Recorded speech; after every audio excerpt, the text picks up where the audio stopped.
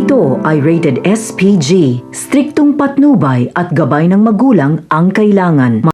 Isang mapagpalang araw, mga kapamilya. Ngayong nagbago na ang pananaw ng pamilya Benito kay Tanggol, lalong-lalo na si Fatima, ay magkakaroon si Tanggol ng panibagong kakampi, lalong-lalo na sa mga alanganing sitwasyon. Sa pagbalik nga ni Tanggol sa mansyon, ay wala siyang pagsasabihan ng totoong nangyari, kung saan nagawa niya pang tulungan ang mga taong kumidnap sa kanya. Ramdam niya kasi ang bigat na ang pinagdadaanan ng pamilya Benito, kung saan gagawin ang lahat para sa kanilang pamilya. Sa kabilang banda, ngayong nasa poder na ng mga Montenegro si Marites, ay iminungkahi ni Don Julio na dapat ipakilala na ni Ramon si Tess sa kanilang mga kaibigan at kasosyo sa negosyo bilang ina ni Tanggol, na siyang hindi naman sinang-ayunan ni Tanggol.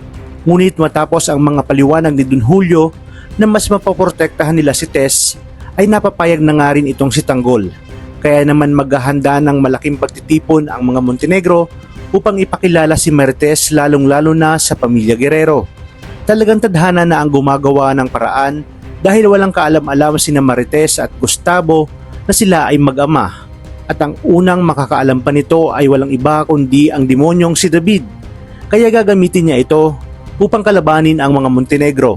At dahil nga magkaibigan na sina David at Miguelito, ay malaya na itong makakapunta sa mansyon ng mga Guerrero. At isang araw, aksidente niyang narinig ang pagtatalo ng mag-asawang Pilar at Gustavo patungkol nga kay Tinding.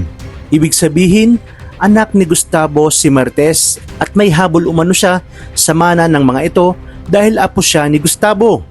Mas magiging swapang at gahaman si David dahil gagamitin niya ito upang makabalik sa karangyaan. Gagamitin niya si Marites na muntik na niyang mapatay upang maipagpatuloy ang kanyang ambisyon. Wala siyang kaalam-alam na magkaibigan ang mga Montenegro at Guerrero. Kaya sa oras na makita siya ni Ramon at Tanggol ay tiyak na may kalalagyan siya.